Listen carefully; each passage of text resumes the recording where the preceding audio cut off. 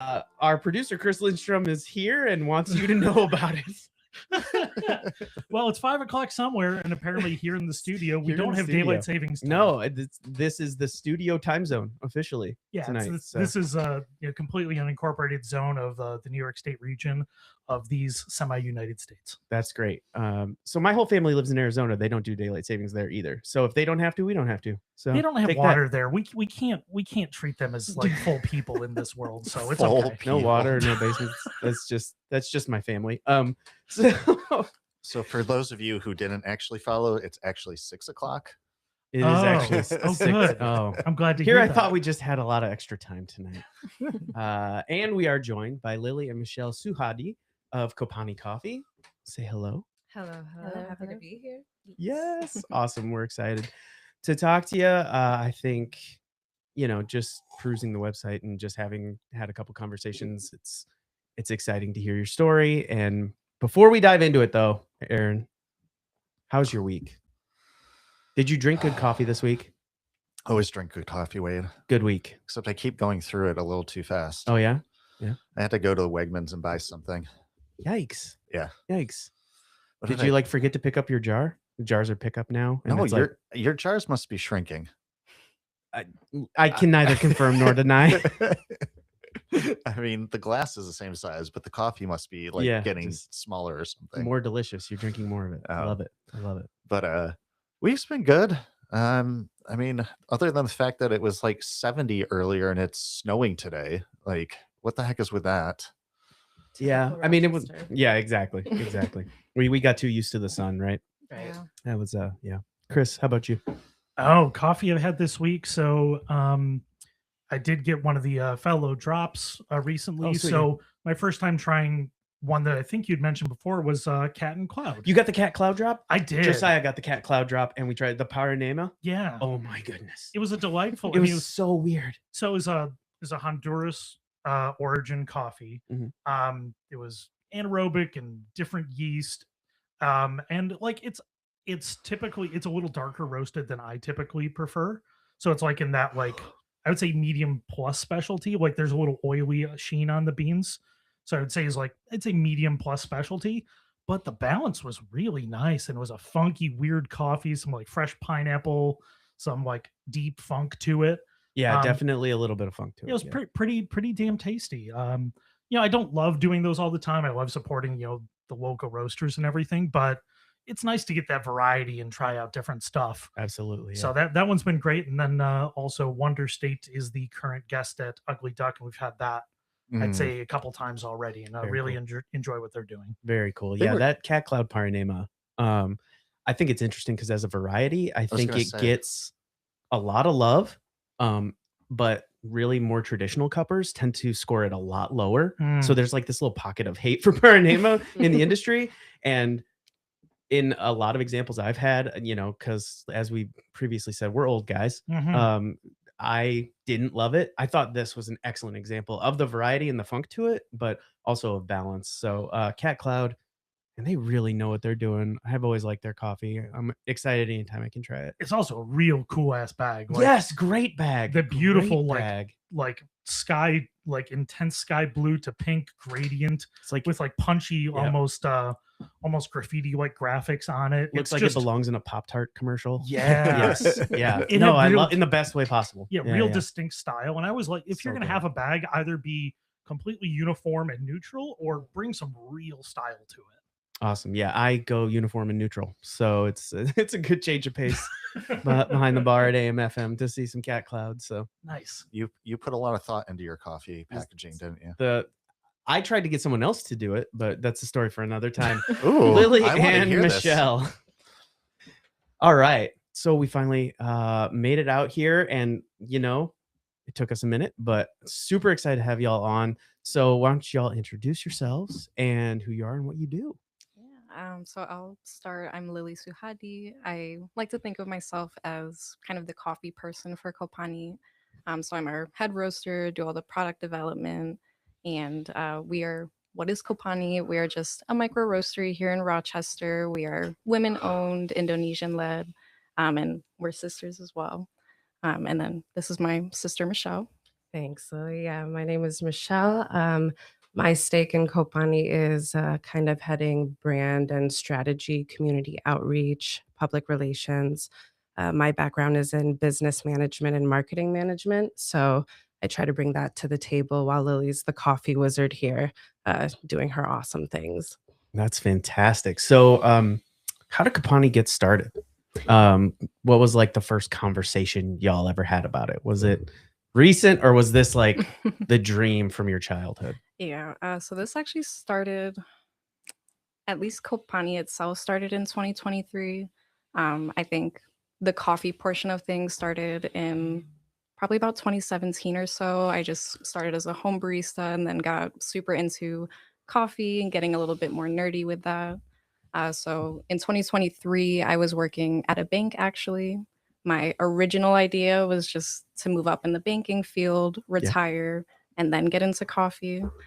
So 2023, we're just sitting in our basement having a discussion, and Michelle was like, "Why not just start it now instead Let's of do it. waiting?" Yep. Yeah. Great. So it's Wow. been in progress for a little bit, a lot of discussion leading up into our actual launch and everything, but it started in 2023. Okay, cool. So what was the first production day, official production day? We launched early November of last year, so maybe second or third week of November was our first actual day roasting, getting orders out and everything. Oh, awesome. So Yeah. how were you getting orders? Was it wholesale? Was that retail, online? What were you doing? So in November, I believe it was November 5th, is when we officially said Kopani is open. We did it exclusively online via our website. Awesome. And then from there, I would say we launched that last November. Come February, me and my sister went fully operational with Kopani. We opened up our micro roastery to the public, and then we launched our copy cart to also brew what we're roasting and have people try that out. Sweet. That's Yeah. awesome. And what was like the first event with the cart? That honestly, right after we launched in November, we hit the ground running. We got connected with SUNY Brockport, and we Oh, sweet. did, Yeah. we did a what was it called? Brew and belajar, Mhm. and belajar means learn in Indonesian. Fantastic. So we did a coffee cupping demo, brewing demo for the students at Brockport, and teaching them a little bit about coffee. And was that like through a department? Was it just like in the common area, or what was that like? Yeah, that was actually my sorority sister. I'm part of Omega Phi Beta Sorority Incorporated. So she works in the student center at the cultural center at Brockport. Assisted put us in the running to like put an event on for the students. So that's how we got connected. So that part of Brockport specifically is who we've been partnering with. That's awesome. You love to hear it. Tell me more about becoming a home barista though. Yeah. Like what got you into it? How do we get there? So I don't want to say shamefully, but the start of it, the origin story was Starbucks. It usually is. I mean, Yeah, I don't know if yeah. you heard Anthony Cafaro of Potted Bean. His origin story was Tim Hortons, right? Yep, So Exactly. same idea. You Yeah. got to start somewhere, you know. Everyone starts somewhere. But I was in high school at the time, so I picked up just a part-time job for Starbucks. Okay. I think I just really wanted to perform well. My only experience prior to was Burger King, so very, very different. So through that, I just did like my own research on YouTube, honestly, of how to make a latte, how to do espresso. Discovered James Hoffman. Yes, This, Yeah. Yep. obviously, of course. So hold on. Was your drinking coffee at Burger King or just No, working no, there? just working there. Okay. I was Only If I was curious. desperate, I would tap into that coffee. Sure, but Yeah. it was one of those things like, we haven't heard that one before. Yes, yeah. Okay, continue. Sorry. No, you're good.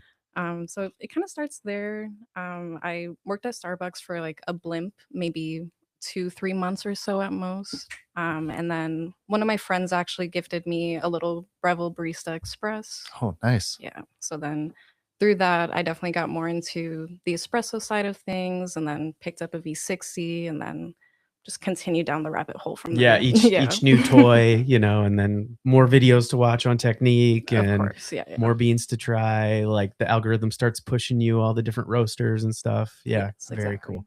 That's incredible. I have a quick question. Do you guys know if other podcasts, like their ads are algorithm derived, like in between?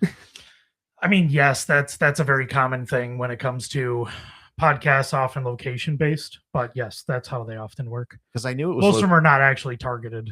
because I knew it was location based, but there's one podcast I listened to, and the ad in the middle is coffee related, and I'm like, this can't be this Can't be an accident. right. And So- it's like a political podcast too, so it has nothing to do with coffee, right? That's so funny. So y'all mentioned your website. That's kind of the platform you launched from. It's one of the better coffee websites I think I've ever seen, kopanicoffee.com. So Thank everybody you. go check it out. There's great content on there. Chris, I see you got it up. Mhm. It really is it's incredibly well put together. I noticed a few themes, and I kind of want to ask you about some of that stuff. Now that we understand where Kopani's at. Mhm. Your mom is really ever present in the story of the business on the website, at least. What are the things passed down by your mom that you want the business to pass on to people who drink Kopani? Yeah, absolutely. So our ma, for viewers listening in, we lost our mom in 2017 to cervical cancer. So this is very much so an homage to our mom. Kopi means coffee in Indonesian. Ani is our mom's name, and we really wanted to accentuate what she kind of taught us growing up. Hospitality and inviting people into your space, being comfortable is something we've always wanted to accentuate with Kopani. She always wants us to, I remember her always telling us, making people feel comfortable and welcomed. And that's something we want to almost personify into Kopani, making coffee accessible, approachable, coming as you are. And our little slogan, crafted with care, I mean, that is deeply rooted in personal value. We put, as Lily mentioned, us starting this idea in 2023, not officially launching till 2025. There's a lot of intention behind it. And my mom was a giving person, sometimes to a fault, but just as we're starting up and scaling up too with building our resources, then goal here is that Kopani can give back to the community. Uh, it's That's just incredibly inspiring. It's the finding coffee after losing someone so close to you, and um, I wonder if you'd be willing to read from the website. It says a note for Mama, Yeah, absolutely. because yeah, it is incredible, and I think it shows so much of your hearts and where you're coming from, and what this whole thing means to you. So if you don't mind reading that, that would Yeah, be for sure. So a note for Mama, surat untuk Mama. Ma, we carry you in every roast. Kopani is our way of saying terima kasih for your care, your courage, and the warmth you made from simple things. We named this place for you. Kopi and Ani held together. When the roaster hums, we hear your steady voice. When we cup a new profile, we look for rasa, the taste and feeling that lingers. Because you taught us what lasts is how we make people feel. We promise to lead with kindness, work with integrity, and keep community at the center. Gotong royong always. Time is ours because you gave it first. We'll spend it well. With love, Lily and Michelle. That's so nice. that is incredible, and there's so many things in there. We are always kind of talking about groups that are coffee first, and people that maybe coffee's present but not the most important thing. I feel like when I read that, it's as though it's both. Exactly. Yeah. Exactly. Coffee first, but somehow it's not the most important thing, but you're definitely not leaving it behind, but there is another driving force, and it's really I look at that, and the things you've talked about so far, and we're probably going to talk about more hospitality and welcoming, and then I put that next to doing an educational event for your first event. Mhm.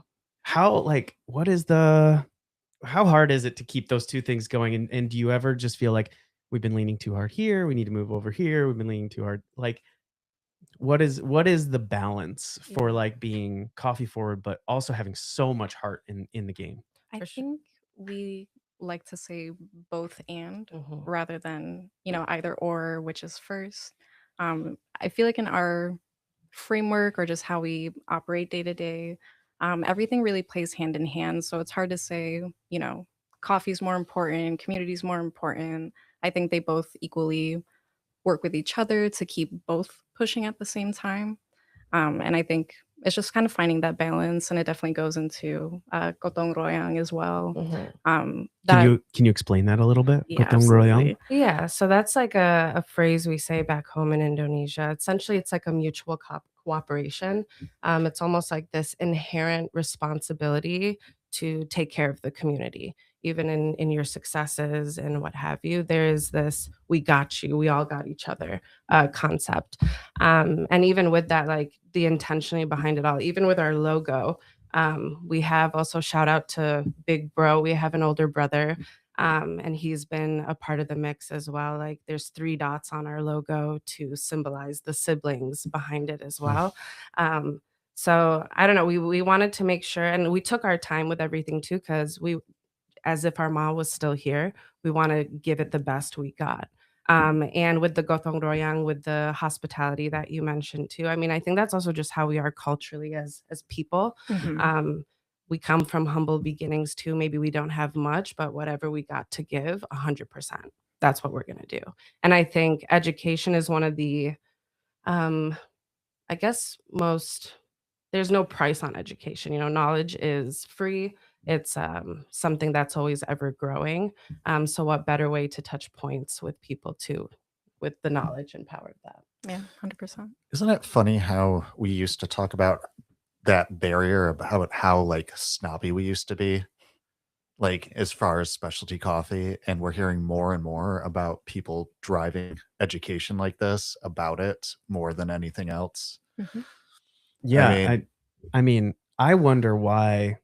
Yeah, I think maybe what you're getting at is kind of where my mind went too. Like, why is it so usually so one or the other? We Mhm. do see a lot of this is all about community, and then people either don't know about coffee or don't care to talk about it, or me, which is like I'm constantly gaining more and more knowledge about coffee, but please don't talk to me about it.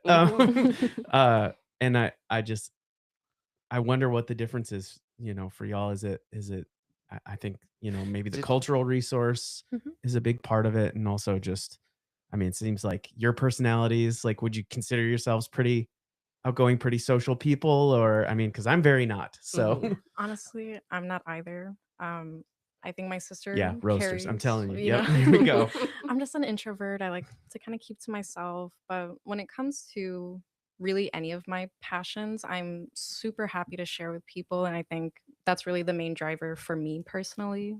And then even within my own coffee journey, I know that Indonesia is one of the largest producers of coffee, but I never saw it for some reason.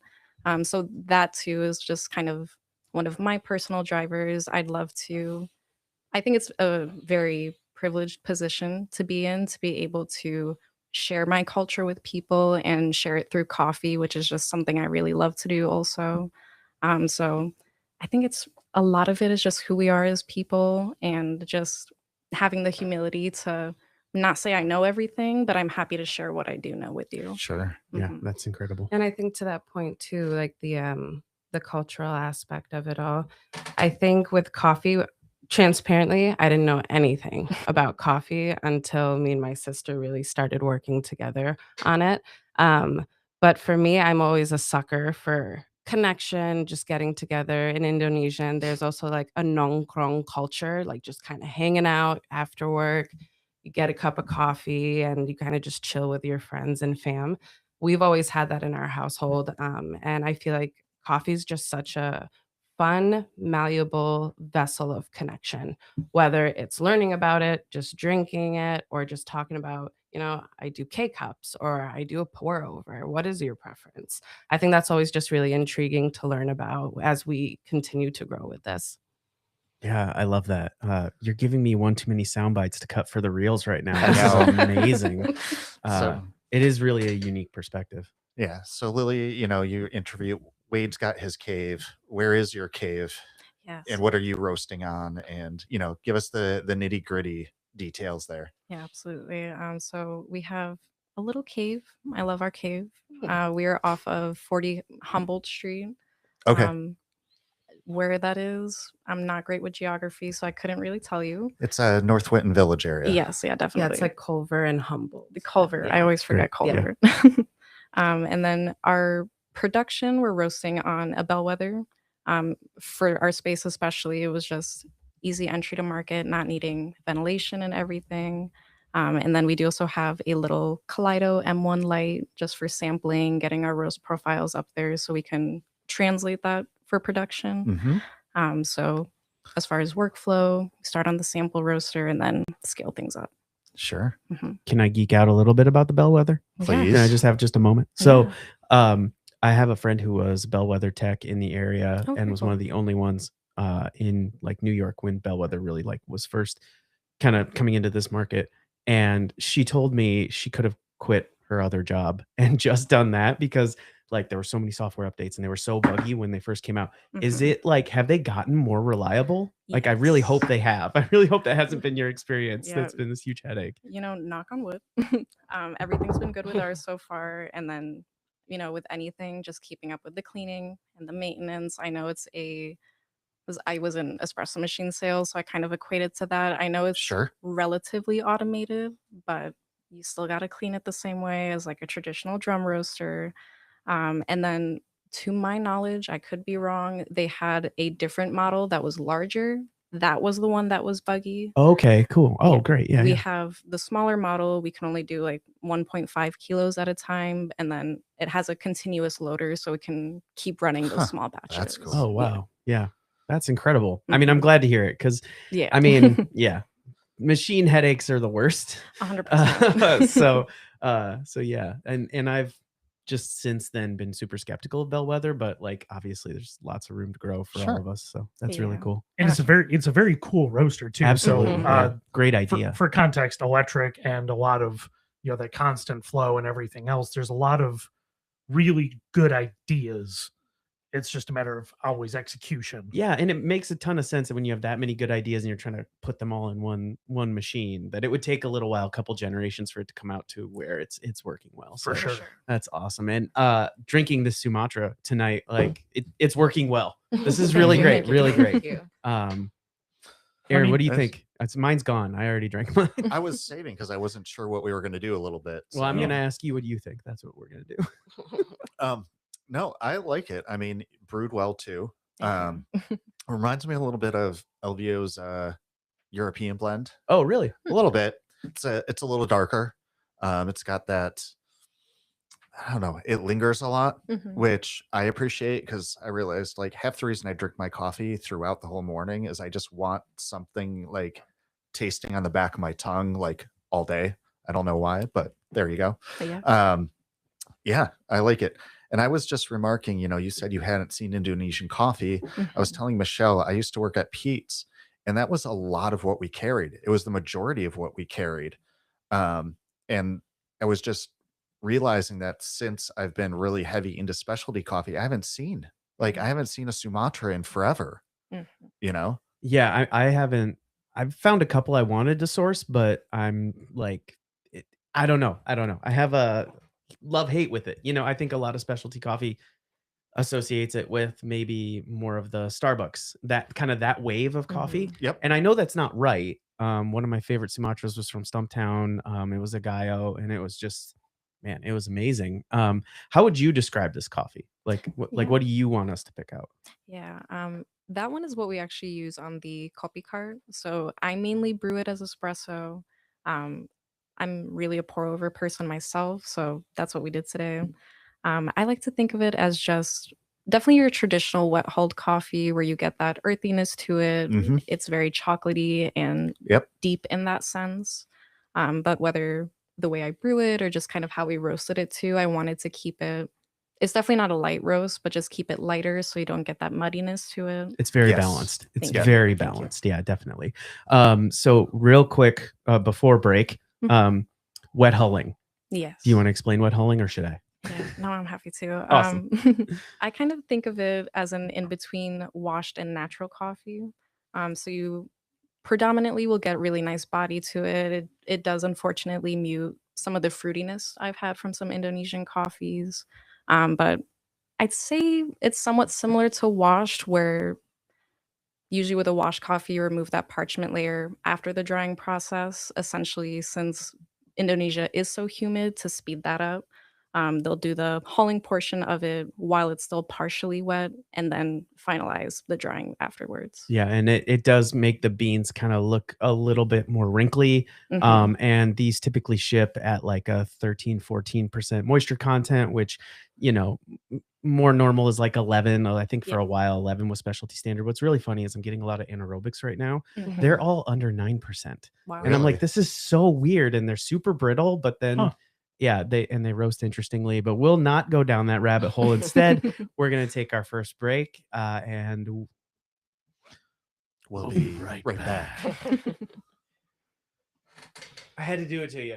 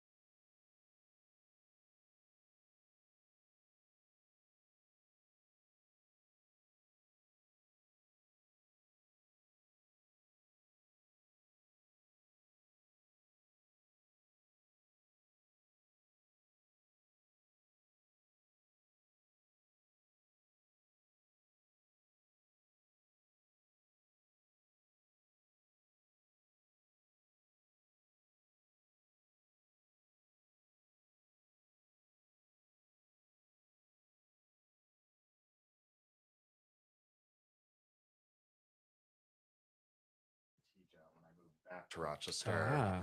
And so like as soon as you said Humboldt, I was like, oh, I know exactly where this is. And there's like it's not like a warehouse area where you guys are. There's That's something exactly like in that commercially, warehouse. I thought. Industrial Furnace Co. is like the main overarching warehouse. It's like a business park that we're in. Mhm. Yeah. All right, Wade, starting back up. 3, 2, 1. And we're back. I got you, Wade. Wow. They're all coming for me. And we're back with Although- Lily and Michelle Suhadi of Kopani Coffee. Where's the emphasis? Kopani. Kopani. Yes. Mhm. Yeah. Okay. Mhm. And we were just talking more about this Sumatra and had a lot more thoughts. And I think what Chris was saying, and you guys were kind of confirming that is incredible to me, was just this bolt of lightning for me, is that you all talk about hospitality and welcoming everyone in, and this coffee is literally for everyone. Like, Yes. it is the kind of thing that if your experience is of more commodity and darker roasts, that kind of thing, you are going to be happy with it. But as someone who drinks specialty coffee almost exclusively, like, I'm super happy with it too. It's like Mhm. really hitting that balance, and you can actually taste like that value of welcoming and kind of making it for everyone in this cup is kind of where I went with just listening to your conversation. So, I mean, really awesome achievement. Thank I you. do want to take a little step back and go to the cart because we Mhm. talked about the roaster, but we haven't talked about the espresso machine. And Sure. I mean, you know where my mind goes. So, So- what machine and grinder are we using on the cart? Yes. So we have a Eureka Atom W65 for the grinder. For the machine, we have a Luca, which I believe is La Spaziale. Sure. Okay, yeah. Yep. The A53. Cool. Very Mhm. cool. How's the Eureka? I know I'm so skeptical of your equipment, but like I have Yeah. Eureka grinders at the warehouse, and sometimes, sometimes it gets a little interesting. But again, mine are really old. So how's the grinder? Um, Is it See, thankfully, I've had a lot of experience with Eureka as a brand. okay? Um, How They're- I how was how gonna do you say, have that experience? I was trying to get into this. You said you were in sales, right? yes, Where yeah, was this? And tell us a little bit, and then go into Eureka. yeah. It was just it's a local e-commerce site that I used to work at Is that here. Whole Latte Love? Yeah, yep. And When were then, you there? I want to say end of 2025, 2024, Okay, I was somewhere there. around there. Yeah. Not at that time, but I was there before. Yeah, So yeah. So I did have a lot of playtime with the machines there. I enjoyed the Eureka Atom series. Their home line, it's not bad, not my preference. So as far as the Atom that we're using, it's great. Great. With any like weight-based grinder, from what I have had experience with, it's just very finicky. If your table moves, that's Yeah. like the Yep. biggest issue that we ran into. Outside of that, though, it's definitely a solid grinder, and just having that weight-based system is ideal just to keep consistency too. That's awesome. Yeah, I glad to I hear it. really like Eureka too. I used to Yeah. push their, is it Minion or Mignon? I don't know. Mignon, I Yeah, think I could never remember. But I used to push those a lot, especially when I was coming at it. It was always from repairability, Mhm. and the Minion series or Mignon is so easy to get into. Yeah. Is the Atom that way too? Yeah, honestly, I would say the Atom's a little bit easier in that sense. I know with the Mignon, they have that little back screw Yep. that I always struggled with. But the Atom is a lot more straightforward. You can see all the screws right away, so very easy to get in and clean when I need to. Sounds nice. And how did Yeah. you end up with the espresso machine there? That is not a traditional pick. Yeah, I mean, I definitely just wanted to go for something commercial graded, so we have a warranty and everything. It's definitely on, I'd say, lower budget end of things, but Sure. it's a solid machine. It does what we need it to do. If we're looking at like a storefront cafe, I would not recommend that, but we just wanted something smaller, one group, just keep it easy to use. And then the volumetric programming on it was a plus too. So Sure. a little bit of research, and we found a good pick with that one, I think. Very cool. Yeah. Very cool. Fantastic. So I'm going to go back to the website. Mhm. There are 4 values listed as part of your mission, or 4 pillars of your mission, correct? Crafted with care, community forward, education always, and time well spent. Mhm.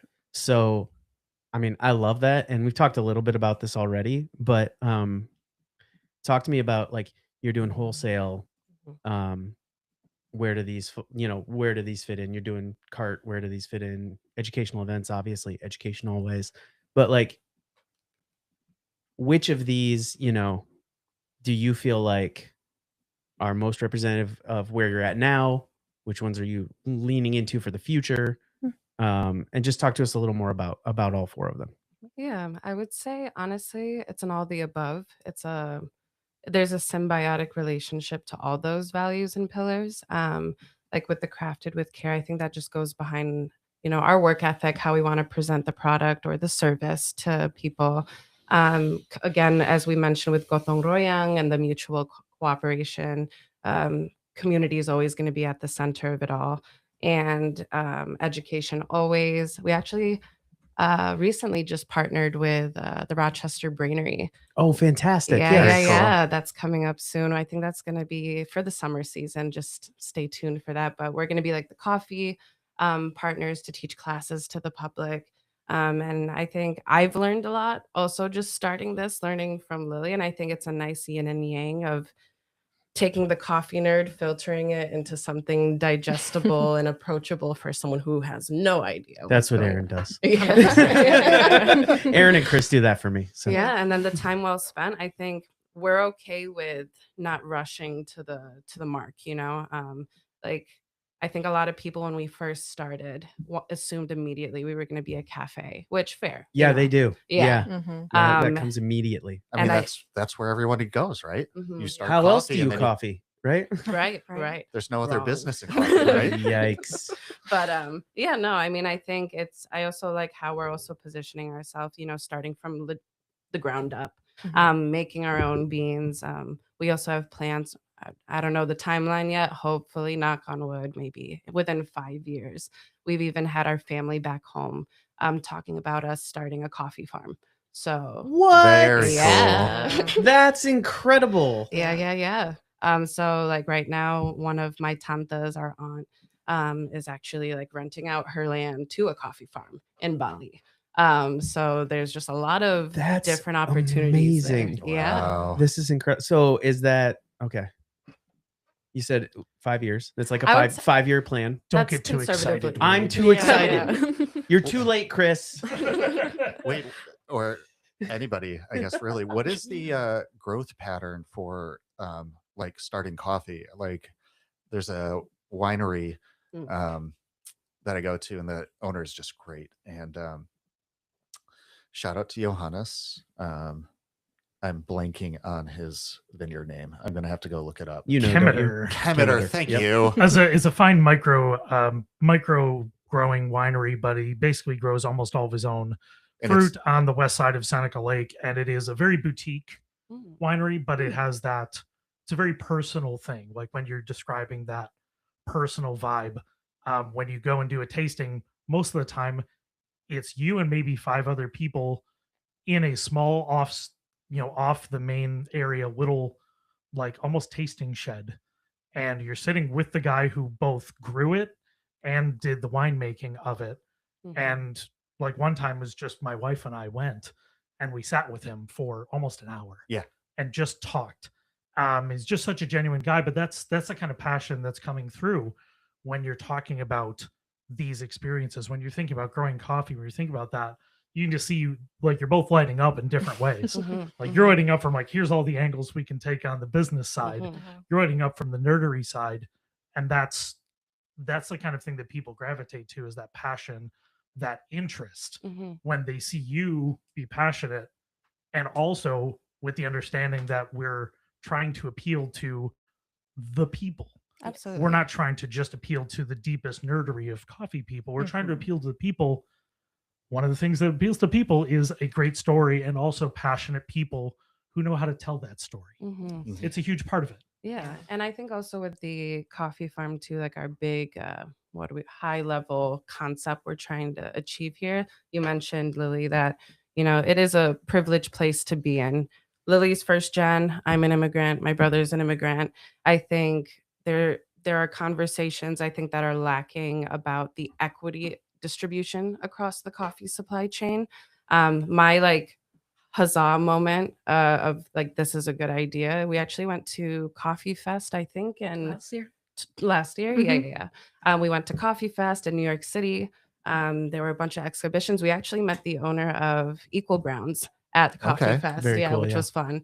But there was no big class or seminar about Indonesian coffee. That's kind of what we were looking for, so like a point of reference. And Oh. it seems like that the dialogue behind why Indonesia is not on the forefront, it's distance is a huge variable, Sure. that connection. And then I think just the accessibility to resources too from the Indonesian standpoint. And we're hoping, we can scale up big enough where we can help make livable wages for equitable sourcing for the coffee farmers, providing different kinds of resources on the farms or infrastructure. And it's a ambitious plan, but I think also with our connections back home with the family, I know one of Lily's goals is to be like the coffee importer for Indonesian coffee here in the States. Okay. So we're going to Yeah. try to achieve that goal. But yeah, I think starting as a roaster, then doing the coffee cart. If anybody has come to Kopani, we've heard people call it like a coffee speakeasy or the coffee cove. Nice. So Do you- we're just doing what we can. Do you guys have like hours that people can just stop in, or what are they? Yeah. So we are open currently Monday, Tuesday, Thursday, 8 a.m. to 1 p.m. Okay. And then Sundays we're open 10 to 2 p.m. And during that time too, if we have any online orders, local pickup, that's also what those hours are for. Sure. Yeah. Awesome. I'm kind of intrigued. So we mentioned Indonesia a lot. Mhm. We kind of briefly, touched on the fact that this is one of the more populous countries in the world, but it's also like it's kind of a misnomer to call it one country. Mhm. Yes. Mhm. Yep. Like it is just like many other countries that were formed and also through colonialization and everything Absolutely. else was turned into one country, but it's this giant group of islands and different cultures and communities that cross that whole wide range. How would you, I mean, we talked about population. It's also one of the largest Muslim nations in the Mhm. world. Mhm. How would you define Indonesia? I mean, I know this is a Mhm. nearly impossible task, but we kind of talked about You it, have and we're talking 5 about minutes. culture, right? Oh, geez. Like we're talking about culture, we're talking about carrying that along. How would Mhm. you describe Indonesia, It's or a- where you guys came from as well? Yeah. So our family specifically is from the island of Java. Most of our family would be in Jakarta, which is the capital of Java. Um, Honestly, Indonesia's extremely diverse as far as the food, the culture, the coffee, even too. I know we have the both Robusta and Arabica, which is fun. But I like to think of it just based on our location. It's a lot of mainland Asia for the culture with a mix of also just South Asia. Um, I know that's not really a great answer, but we're just a super diverse nation, I would say. So you can really experience a whole ton of different things while you're there. I mean, also Jakarta is a 10 million person city. Like yeah. this isn't Yeah. this isn't a small town. This is No. like one of the world's major cities, Mhm. and also a hyper modern place in many ways as Yeah. well. Mhm. Yeah. And I think last time I checked, I think there's 400,000 coffee shops in Indonesia. Wow. What? Yeah. Yeah. That's why when we were a little scared to, saturated markets and whatnot. But I mean, if we're looking at point of reference to Indonesia, I mean, everyone's has a little pocket somewhere, Mhm. there's something everyone can do. And I think having that kind of be a point of reference too kind of shows us how we can translate that here on this side of the hemisphere.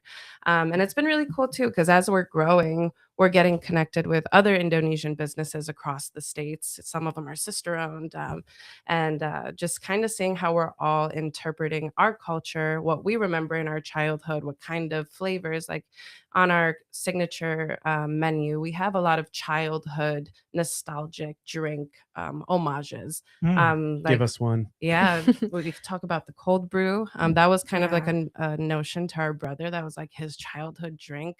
There's a rose syrup we have, and we make this cold brew with a rose cold foam on top. And that rose syrup, I mean, my brother, admittedly so, was like he could drink that straight. He could drink that with soda water and just mix it up with some ice.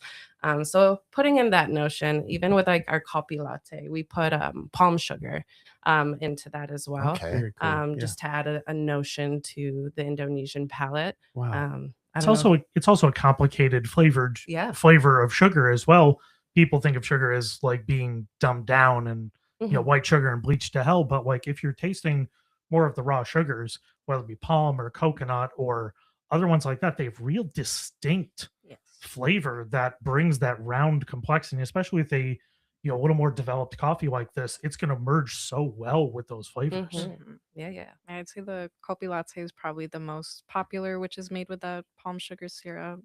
To me, it just adds a nice umami almost to the coffee, and Mm, then especially with the Sumatra, it happens to pair very well.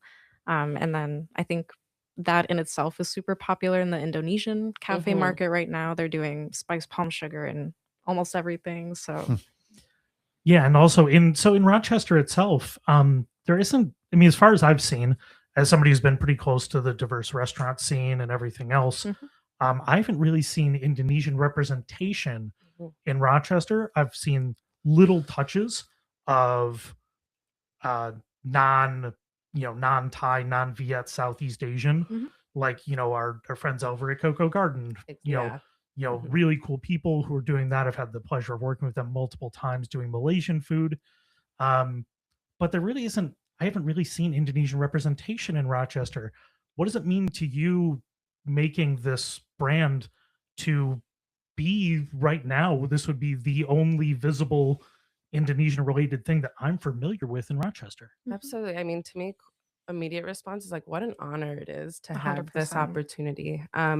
I think honestly, what we're also the goal or the mind mapping we're doing is, my mom came here with 2 kids, not knowing anything, a stranger to the nation in a strange place. We've even had, and we've create. My mom was one of the people in Rochester to create this little Indonesian community that's kind of just grown through the years. And how cool would it be to have somewhere where maybe an Indonesian immigrant or somebody going to school here can stop by and like recognize a drink that they can get at home. Kind of, we want to. The goal is to make you be able to kind of be in Indonesia while being in the 585, Yeah. you Sure. know. Mhm. But Coco Garden is probably the closest thing we could compare it to. But I think once we get into the cafe space, that's when I'm going to get really excited because I Okay, so think when's that? let's hope As soon as possible. as ASAP. Yeah. They said they weren't doing cafes, right? Not So yet. did I. Not yet. But yeah, that's when I'm gonna kind of get in the studio with cooking. I love to cook, and the Indonesian food is how me and my mom bonded. That was our Mm, love language. Wow. So to share that too, I've even shared that with some of my coworkers at my old jobs, and like batwang jagung, like a corn fritter, and mm, with Mhm. Indonesian food too, which is super fun. It's cheap. It's cheap to make. It's very street food oriented. That's kind of what we want to go for. And yeah, I think there's just a lot of different opportunities there. Yeah, and especially once we get to the cafe space, however we got to do it, I ideally want it to feel like you're stepping into Indonesia Hmm. when you step into our cafe. But it's truly an honor to be able to do this and be in this position, and definitely just trying to create a second home away from home. Yeah. Yeah. Wow. So, how old were you when you came over? My brother was about 15. Lily wasn't born yet. This Yeah. was I was pre born here. Lily. Yeah, yeah. I think I was about 1 years old, but then me and my sister did end up moving back when I was in 7th grade. We went back there for a year. And then when my mom was still alive, every summer we would go back for a few months to be with family. Mhm. And do you know how she ended up in Rochester? Yeah, she met My sis father. yeah. Yeah, my father. Yeah. I was like, wait. Yeah. Yeah, my sister's dad, that's how she ended up coming over here. Mhm. And you've alluded to a little bit, there's a coffee culture in Indonesia. Oh, yeah. Because I remember just going to Africa and being so excited. I'm like, coffee, coffee, coffee. Mhm. And there's a at least in the area where I was in Uganda, there wasn't really a coffee culture. Mm. And I was talking to somebody about it, and it's because they export everything. It's one of their biggest exports there. So why would you consume it, right? Mm. Makes a little bit of sense when you think about it. But what's the culture like over there? Coffee specifically, though. Yeah. I would say, unfortunately, my point of reference is a little bit further outdated. It's been a while since I've been back to Indonesia myself, but I'm definitely keeping up socially where I can.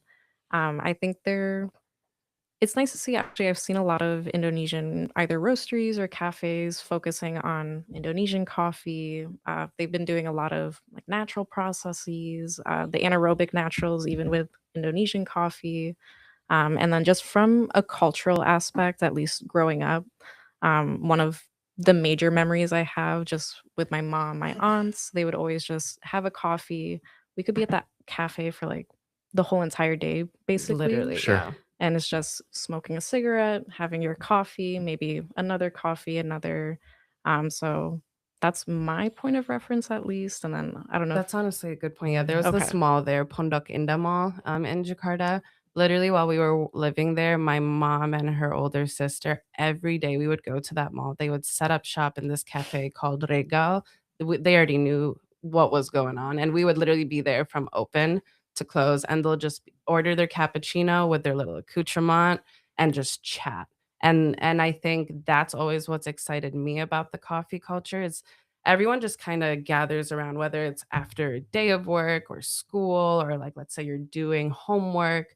um, there is very much a street food market. You can go into a warung, like a food stall, Sure. and you can just get a kopi tubruk.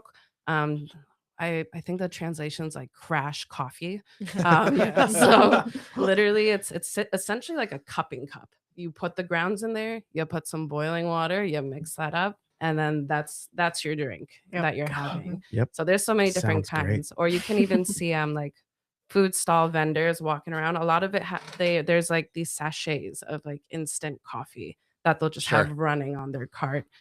So I think coffee just almost become like another form of oxygen in Indonesia. Like it's always going to be around somewhere. Like let's say you have a visitor coming to your house, you're going to offer that.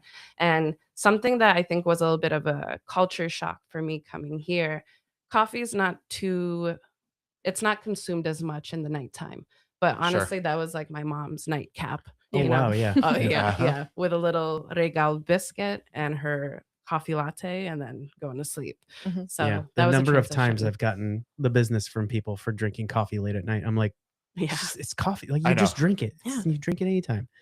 I So know. we're coming up on time here, but we have to hit our last question because I bet the answer is going to be fascinating. So our favorite question for our guests is, describe for us the best cup of coffee you've ever had. Me first? You go first. Okay. I am so into my home brewing, so the coffee I select is not going to be like a cafe beverage or anything. I actually picked up coffee from Fried Hats, which I want to say they're in Amsterdam. Um, it was my first exposure to natural Indonesian coffee. Oh, So wow. this one Yeah. was from Java. Um, I say that one. I wouldn't say it was my absolute favorite profile necessarily, but that was just the most unique Indonesian coffee I've had up until that point. That honestly really changed my perspective on Indonesian coffee. It's not my first pick because I do like the very fruity, funky ones, but that one is just always memorable to me. Their packaging's super cool too. They're like little pill bottles. Oh, I awesome. just Yeah. pulled it up. That's Yeah, great. this exactly. is super cool. Look That's at great. this. Oh, I love it. Yeah. Yeah. Yep. They're So awesome. that one has to be my best cup so far. That's excellent. I remember the first natural Sumatran I had. It's from one of the more northern regions. Starts with a W. I can't think of it off the top of my head, but and it's just like, this is a what? Yeah. It is so eye opening. That's awesome. I love that. Yeah. I Michelle. would say mine's probably leaning more towards the cafe selection.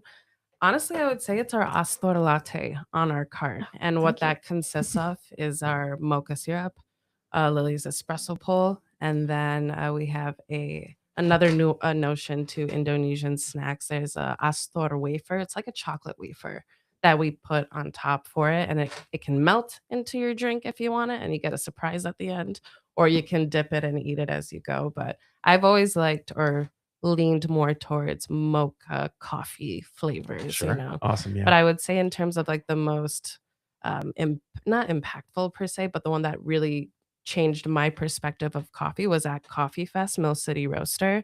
They gave their mango co-ferment as a sample.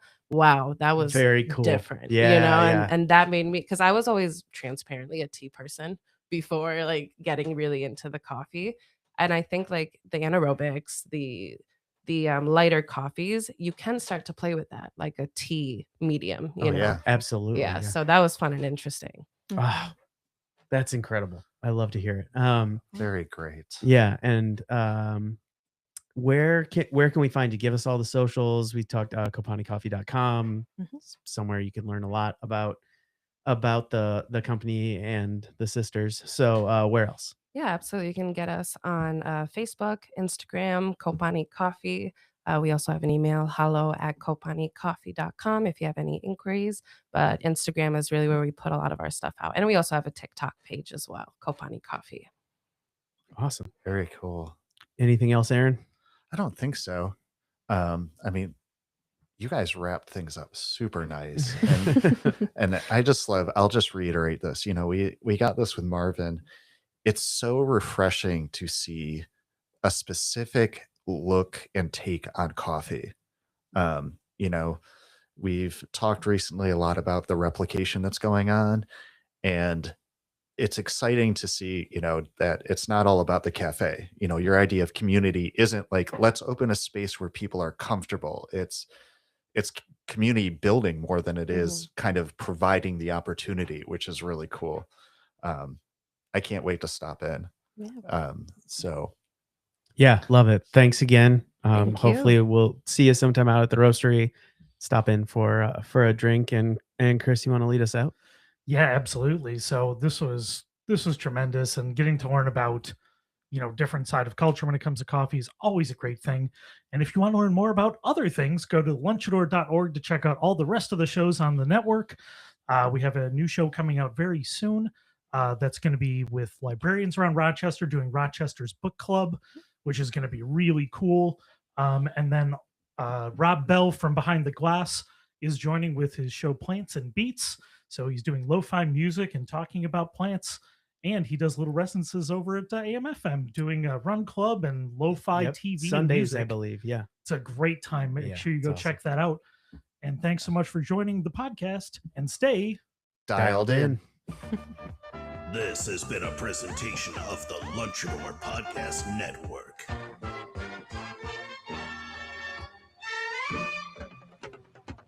If they don't come out with a Rendang flavored latte, I'm not sure.